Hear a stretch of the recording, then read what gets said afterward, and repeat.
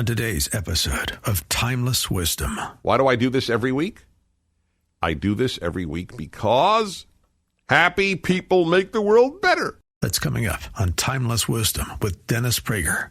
We live in a time where the moment you question the narrative, you're told to stop thinking and start complying. That's why what Angel is doing matters. With eye-opening documentaries like Thank You, Dr. Fauci and RFK Legacy, Angel is willing to explore the issues others avoid. In a culture shaped by gatekeepers, Angel offers something rare, a platform for truth-seeking storytelling that isn't constrained by fear or conformity. Go to angel.com/Prager, join the Angel Guild, and watch these films today.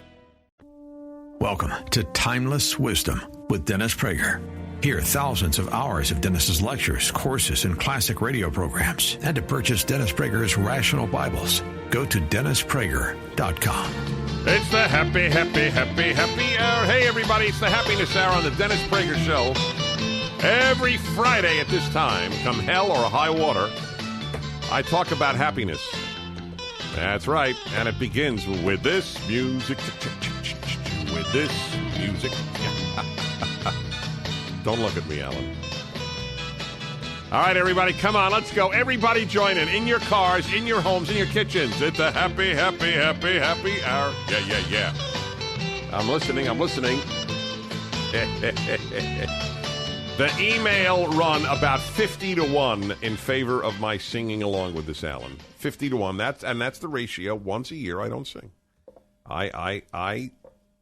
I listen to the listeners. All right, everybody. Why do I devote an hour every week to the subject of happiness? And why is there a buzz in my ear which is driving me absolutely unhappy? Oh, thank you. All righty, everybody. Why do I do this every week? I do this every week because happy people make the world better. And we have a moral obligation to be happy. We owe it to everybody in our life, our spouses, our children, our parents, our friends, our co-workers, the person we sit next to on the airplane. I am annoyed with the chronically unhappy. You hear that, folks? I have gone a long distance from sympathy to annoyance. You're unhappy. I'm really sorry for you.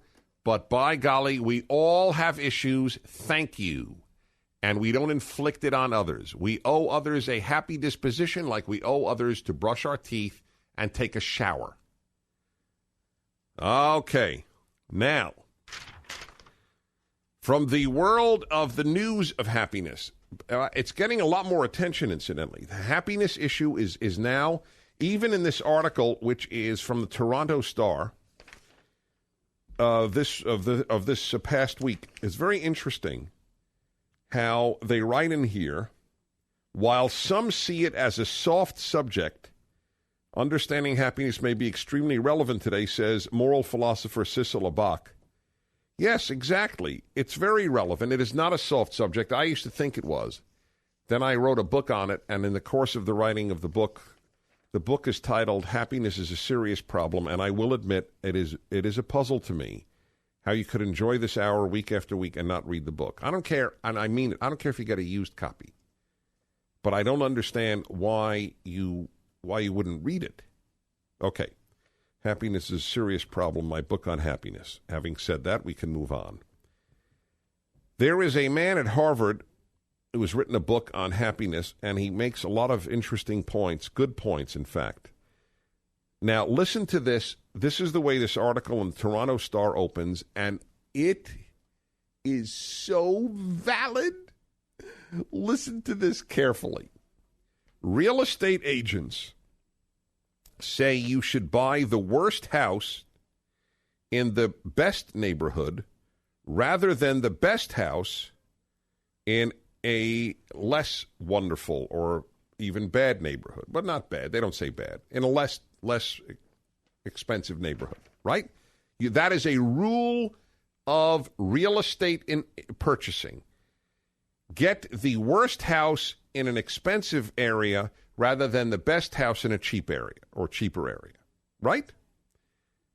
I want you to know, very interestingly, my friends, I have never, ever followed that advice.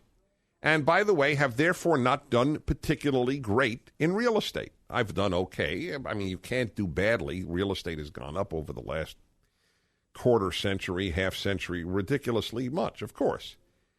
But you know why I never followed that advice? I didn't want a crappy house. I wanted to go to a nicer house, and I was prepared to have the nicest house in a neighborhood of houses cheaper than mine. In other words, I didn't buy it by neighborhood. I bought it by, do I enjoy the house? And I was instinctively following the advice that this man, this professor at Harvard, says, listen, Daniel Gilbert, a Harvard University psychology professor, believes such a purchase is rarely a prescription for happiness. Before you sign that offer to purchase, consider how you'll feel coming home each day to a dump amidst the mansions. It will make you feel bad because the brain is a difference detector. Almost everything that it senses as a comparison. Now, I happen to think there's a different reason. I don't know if it's the comparison to the other homes that will make you less happy. What will make you less happy is how much you spent and got so little for your house. I don't agree with him on the reason. I never compared my house to the other houses in the neighborhood. Never.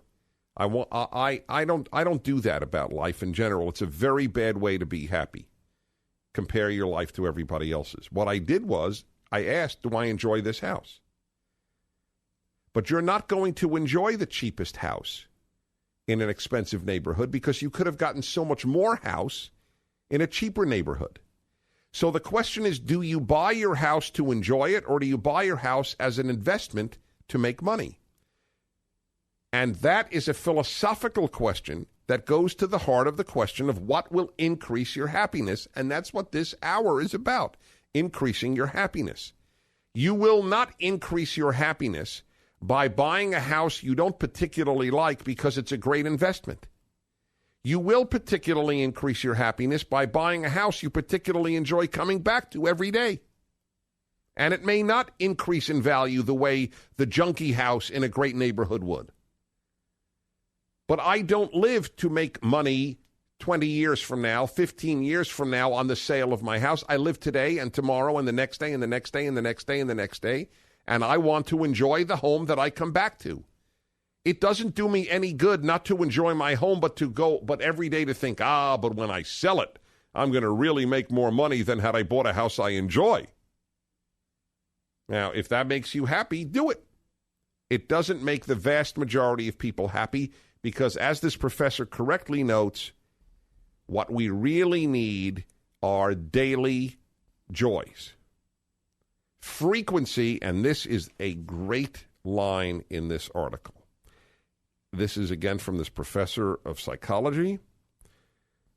It's the frequency and not the intensity of positive events in your life that leads to happiness, like comfortable shoes or single malt scotch. For him, it's single malt scotch, not for me. I agree on the comfortable shoes. Why do you think I talk about my stereo system so often? Why? That, for me, is a daily joy. To hear music, which I so love, so beautifully in my home, is a daily joy. It's not, what does they say here? It's not the intensity of positive events. In fact, I want to tell you something. I am not a fan of intensely positive events. I wrote this in my book. I'm so, it's so wonderful for me to see validated what I have written there. I wrote, the problem with ecstatic events, intensely positive, is that there's a come down afterwards. I often ask people, so how are you? What's your happiness level on a scale of 1 to 10? And I'm always afraid if somebody tells me 10, because 10s are followed by 1s. I am a much bigger believer in a fairly consistent 7.5. Maybe 8 if you're unbelievably lucky. But I don't aim for any 9s, and I don't aim for any 10s. Never did, never do, and I assume never will. The phone number is 1-8-PRAGER-776. This goes to the heart of another rule that I have offered on happiness. Ask the question, will it make me happy, before you do anything. Not, is it fun? Not, will it make me money? See, let's go back to the house. You will make more money if you buy a cheap little house in a great neighborhood. You will, because somebody will buy that from you for the real estate, not for the house, tear it down and build something nice. That's true. That's fine.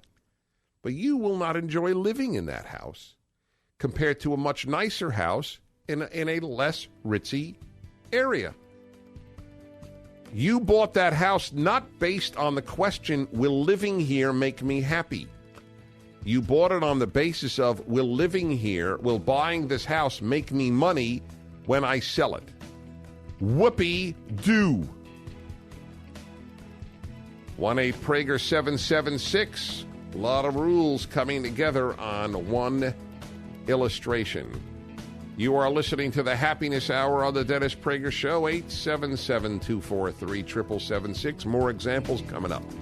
This episode of Timeless Wisdom will continue right after this.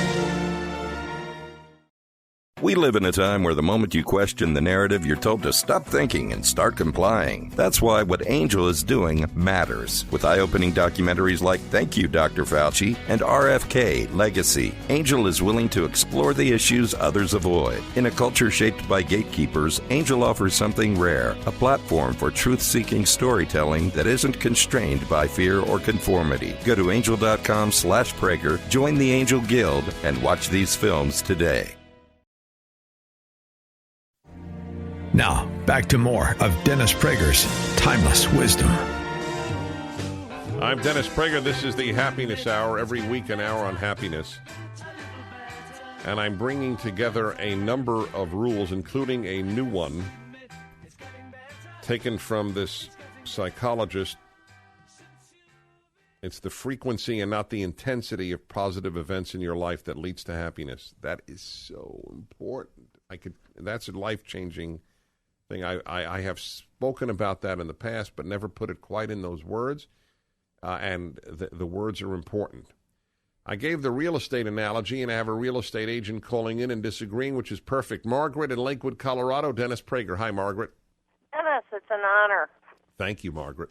I have to tell you, I have read all of your books, and I have given a number of your happiness books away. Thank you so much. I hope you don't take them back now after hearing me.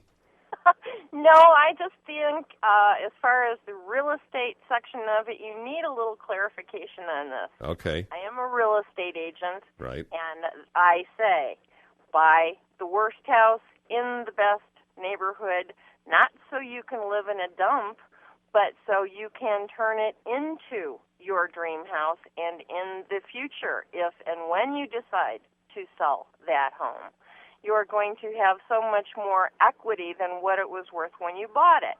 As far as the frequency of the joy, nothing is more exciting than to buy a home in a good neighborhood that you like and turn that house piece by piece into your dream house. It's a constant joy. That's funny. My view is there is nothing less enjoyable than repairing and remodeling your house. In fact, well, there are two types of buyers too. Yeah. The one that doesn't have the time and wants to spend top dollar to move into a beautiful home, and then there's the general public who would just as soon save themselves $30 or $50 or $100,000 and strive to achieve. I agree with you. So let me say this, and thank you so much, Margaret. Let me say very clearly, I don't care which you choose. I'm telling you to choose based on what will bring you happiness. That's the way to be guided in the happiness issue. If you get happy, folks, getting a rundown home and piece by piece remodeling it, then by golly, of course that's what you should do. To me, that is what people do in hell. Okay? I have owned many homes. I can't stand it because, number one, I have never in my life been with a contractor who came through on time. There is one I heard somewhere in northern Michigan, in the peninsula area, the Upper Peninsula, but for some reason he has a very long waiting list. I just can't get to him. So having your home disrupted for the amount of time, even if they come in on schedule, for the amount of time your home is utterly disrupted by that remodeling, if you don't care and you love the thought of doing, and I'm not being sarcastic, then of course you should buy such a home. I need to tell you that I find no joy in remodeling a home. None. 0.000. And so, but if you do, and you're like Margaret, and you like that, then by golly, you should do that. And if you get great happiness knowing that you're living in a less wonderful home than you could have gotten in a less wonderful neighborhood, because every day you're thinking, wow, when I sell this, I'm going to make a lot more money, then you should do that. I don't get happy based on what's going to happen 10 years from now. I don't. That is not the way I live for and achieve happiness. If that, however, remember, my criterion is not what makes Dennis happy. It's what makes you happy. I know what makes me happy. That's part of the reason I am happy. I know what brings me happiness. That is why I got to believe one of the most important happiness hours I've done in the last year is where that German who wrote that book on happiness, and I saw the summary in Publishers Weekly, and it said his theme is know yourself. You cannot be happy if you do not know yourself. We should really amplify on that. It's, first of all, if you know yourself, you know how you're coming across, you know how others will react to you, you know, to be relevant to the topic today, you know what brings you happiness. And again, if knowing that the place that you're in, the house you live in, will bring you more money when you eventually sell it, brings you happiness on a day-to-day basis, buy it. It doesn't do it for me. On a day-to-day basis, enjoying my house is what brings me happiness. And so I will live in a less ritzy area, and I have always done that. Always.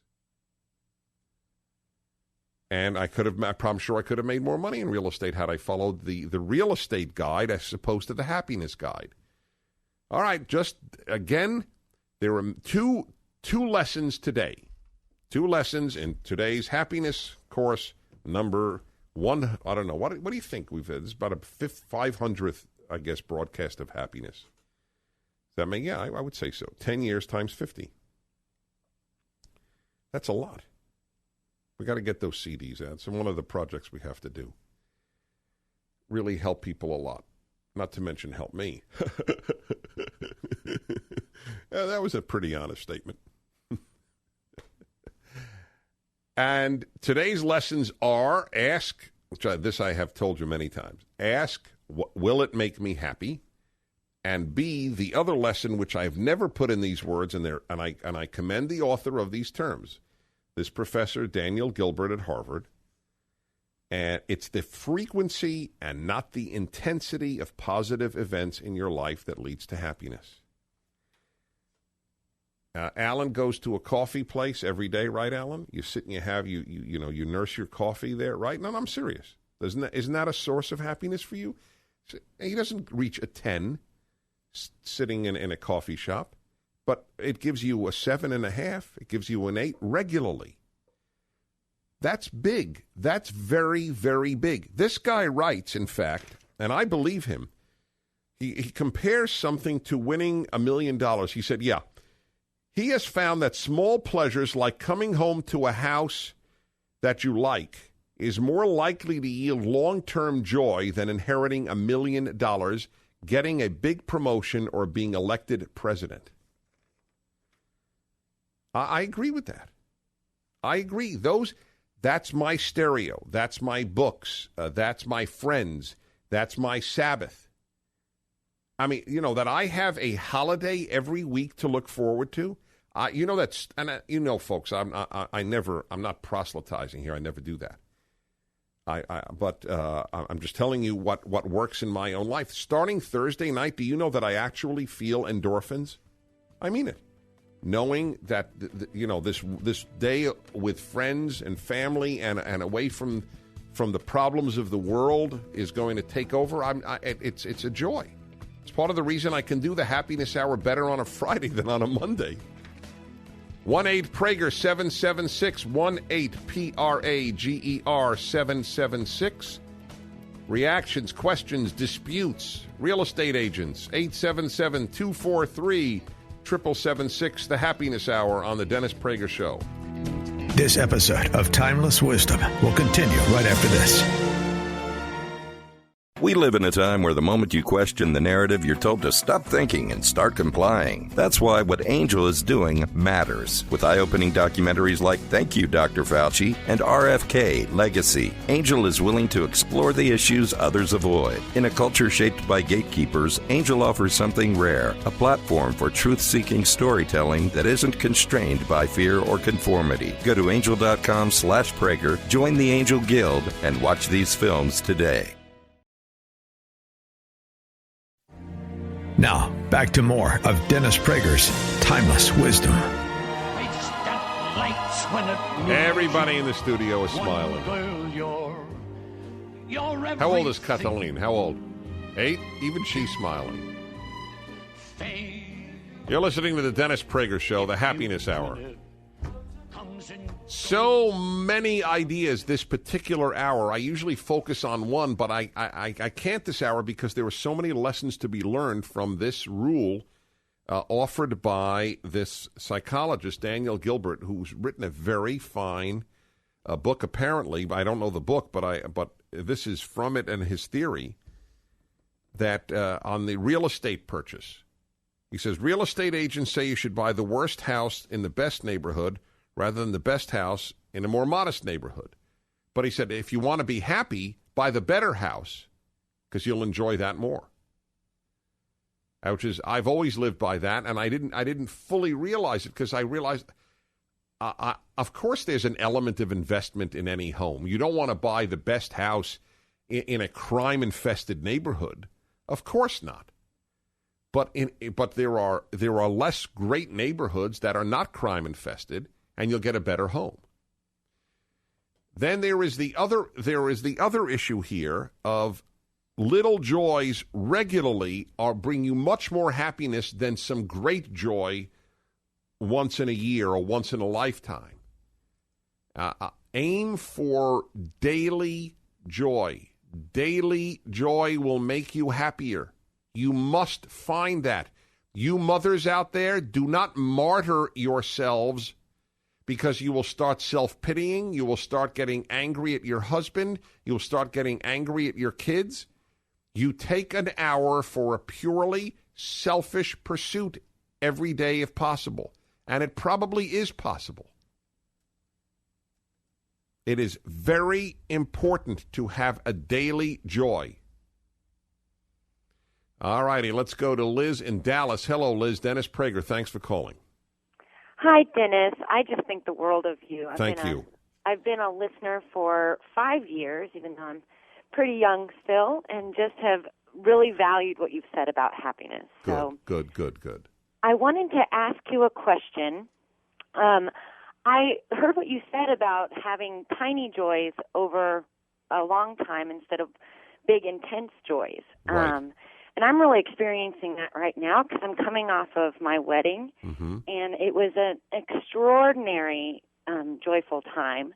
And I would say before my wedding, I was maintaining that 7.5 on a happiness scale pretty much a lot of the time. And after my wedding, I've just had a hard time finding that constant pleasure. Yeah, it disrupted. Kind of to the low. You were completely disrupted in your pattern. Yes. That's what really happened with wedding. And it was one could almost say an ecstatic moment for you when you went to the ultimate of a 10, and every 10, it's in my book, it's a rule of life, 10s are followed by 1s. Because life seeks, I guess not a 1, If you've averaged 7.5 and you went to a 10, then you are now at a 5. Because that you see, I believe in a happiness equilibrium. You're a 7.5 person. I am a 7.9 person. Okay, and you know, even eight. But not more. That is my regular state. And if I go to a 10, I'm going to go to a 6 to go to equilibrize, to make up a word, what I've done, or even lower sometimes. And so I never seek ecstatic events. And I'll tell you another thing that I tell couples. I'm not sure it's a great idea to go on a honeymoon right after the wedding. It's first of all, that there were other reasons for that, because the expectations of the honeymoon can rarely be fulfilled by two normal human beings who have just been married and undergone the greatest change they will ever go, except for having a child. So you know, have that to look forward to maybe another time. But I mean, people do it. It's not the biggest deal. But when were you married? In April. And you are still feeling it? Yes. Well, that is interesting. Have you discussed it with your husband? Yes, and he's really great. He's really great about it. And you're still in love. We're very much in love. Okay, it'll pass. It will pass. And just knowing that it's normal will so calm you that it'll pass, because you might be starting to get a little scared of it, which I could understand. Thank you for asking me that. 1-8-PRAGER-776 is the number of the Happiness Hour on the Dennis Prager Show. This episode of Timeless Wisdom will continue right after this. We live in a time where the moment you question the narrative, you're told to stop thinking and start complying. That's why what Angel is doing matters. With eye-opening documentaries like Thank You, Dr. Fauci and RFK Legacy, Angel is willing to explore the issues others avoid. In a culture shaped by gatekeepers, Angel offers something rare, a platform for truth-seeking storytelling that isn't constrained by fear or conformity. Go to angel.com/Prager, join the Angel Guild, and watch these films today. Now, back to more of Dennis Prager's Timeless Wisdom. Usually on the Happiness Hour, I isolate one point. Today, I have isolated one story and made a number of points. So it's a different approach today to the happiness issue. Welcome, I'm Dennis Prager, and this hour each week is devoted to the subject of happiness. And the story that I gave was based on a Harvard psychologist who's written a book on happiness. And he says, Daniel Gilbert, that though real estate agents say you should buy the worst house in the best neighborhood rather than the best house in a more modest neighborhood, he believes such a purchase is rarely a prescription for happiness. And I happen to agree with him, but the point that I'm making is a lot of people will buy a house asking themselves, is this a good investment? Much more than, will I enjoy my house? If you want to be happy, I believe that's a poor way to buy a house. If you want to be richer, then it is a good way to buy a house. But there are people for whom knowing that they have a good investment will be a daily source of happiness. Then for you, it's a great buy. But again, my rule is always ask the question. It shouldn't be the only question you ask. You also have to ask in life, is it right? Is it ethical? Is it decent? Obviously. But always ask in terms of happiness, will it make me happy? You will choose to do very different things with your life. As, for example, my best example, if you ask, will it make me happy, you will watch much less television. That's a fact. Non-TV watchers are happier than TV watchers. Doesn't mean you should never watch. I'm a moderate. Oh, boy, I will never forget my son, who is getting married next month, my older son. And my daughter's getting married the next month. This is a busy summer for the Prager family. Anyway, my older son tells the story, and he's a great raconteur, is it right? He is truly funny. Anyway, he mentions to me when he was in high school, a kid came over to him, said, you David Prager? He said, yeah. Your father, Dennis Prager? Yeah. Well, let me tell you something. Because of your father, we have no television in our home. So my son said, why not? And he said, well, my mother heard your father on the radio, listens to him regularly, and decided no TV in our house. And my son looked at him and said, gee, I'm really sorry to hear that. We have satellite and cable with about 900 stations. It was a dark. All members of my family have a dark sense of humor.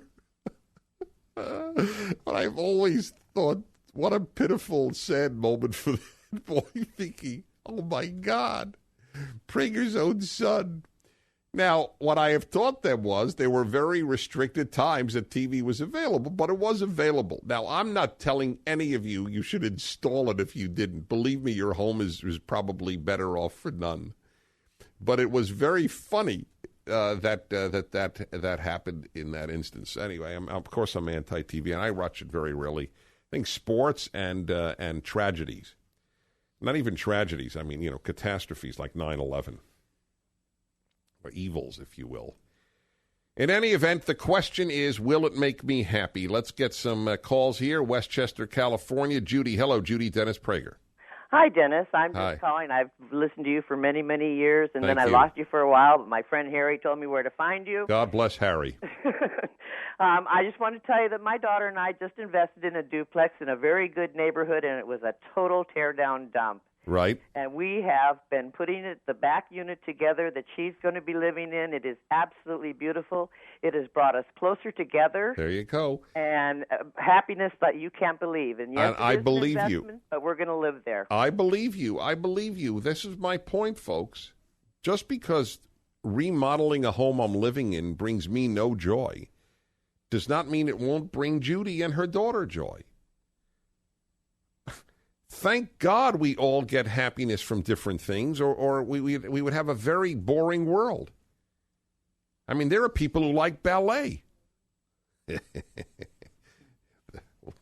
you think of that, Andre? What'd you think? I like ballet. You like ballet? Ooh. I want to say this for the record. When I was in college in New York City, I subscribed to the New York City Ballet to force myself to love ballet. Because I wanted to expose myself to everything and give it at least a try. I ended up watching the conductor the entire ballet, and I realized this was not for me. Now, that was a joke what I said earlier, the way I put it, but it's true. I don't enjoy ballet. Thank God there are people who do. And I enjoy something else, and there are people who don't. Right? I mean, I love good pens. Does everybody like good pens? No. Most people are happy to write with a 29-cent Bic. That's fine with me. What brings me pleasure will not bring you pleasure, and vice versa. You want to tear down your house while you're living in it to enjoy the satisfaction of making it like you want it, seeing your investment go up? God bless you. But I don't. That's why I'm just saying, know yourself. I know me. You know you. My last caller knows herself. She's having a ball fixing up that house with her daughter. She did the right thing. That's it. Linda, Chino Hills, California. Dennis Prager, hi. Hi. Once I realized that the feminine myth was truly that, a myth, and I decided to stop working, gave up my career as a police officer for 16 years to stay home and raise my children. That's when I found true happiness. Living in a smaller house, a little farther away from the city, but being home and being there with my kids on a daily basis has been the best. I'm now 49 years old with a 9-year-old and a 12-year-old, and I could not be happier. You know what? When we come back, I will explain. Thank you, Linda. I will explain why I believe, and I never engage in politics on the Happiness Hour. I want everyone from left to right to enjoy this hour. But I will tell you why I do believe feminism has reduced women's happiness. Not all women's, but most women's. when we come back based on the call we just received from Linda. You're listening to the Dennis Prager Show, 1-8-PRAGER-776. All righty, my friends, final segment of this edition of the Happiness Hour, and I'm going to summarize it in a moment, but I promised I would explain why I believe that overall feminism decreased women's happiness. Women didn't ask, remember, and I'm tying it entirely into one of the themes of this hour. Remember, I always say, ask the question, will it make me happy? Women did not ask, will it make them happy? They asked, will it make them successful? And especially so, will it make them successful as men are successful? The feminist question was never, will this make women happy? It was, will it make women like men? They called it equality, but it was really more sameness. And it's not an attack. It's a description of a problem. I'm not talking politics here. I'm talking philosophy and happiness. If women asked really what will make them happy, they would have many different choices. They think what will make them happy is a law degree or a job as a this or a job as a that. But for most women, not every single one ever made, for most women, being a wife and mother, and that doesn't mean they can't work, but being a wife and mother are central to their happiness. And that feminism denied.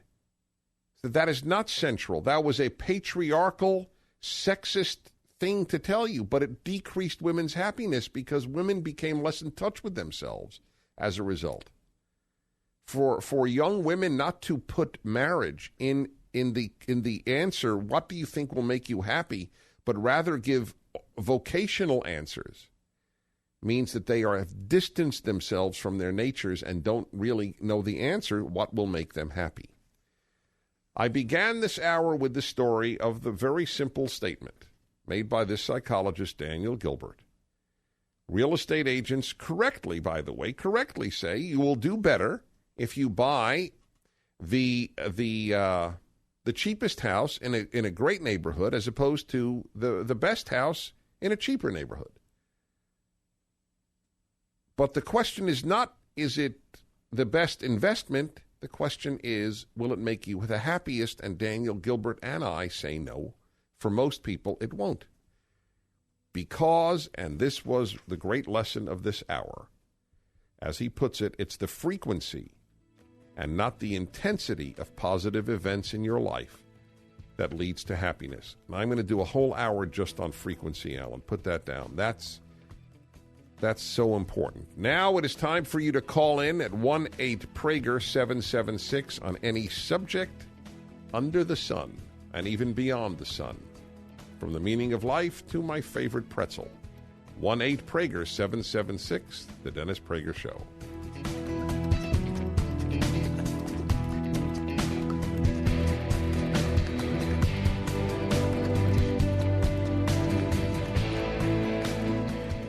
Tomorrow on Timeless Wisdom with Dennis Prager. Every one of us makes mistakes in life. There are two forms of mistakes. There's a simple, honest mistake that almost you couldn't help making, and there's a mistake you could have helped making, but you willed to do because you erred or you sinned. Okay, so let's call it sinful mistake and non-sinful mistake, okay? Join us tomorrow to hear more on Timeless Wisdom with Dennis Prager. This has been Timeless Wisdom with Dennis Prager. Visit DennisPrager.com for thousands of hours of Dennis's lectures, courses, and classic radio programs, and to purchase Dennis Prager's Rational Bibles. We live in a time where the moment you question the narrative, you're told to stop thinking and start complying. That's why what Angel is doing matters. With eye-opening documentaries like Thank You, Dr. Fauci and RFK Legacy, Angel is willing to explore the issues others avoid. In a culture shaped by gatekeepers, Angel offers something rare, a platform for truth-seeking storytelling that isn't constrained by fear or conformity. Go to angel.com/Prager, join the Angel Guild, and watch these films today.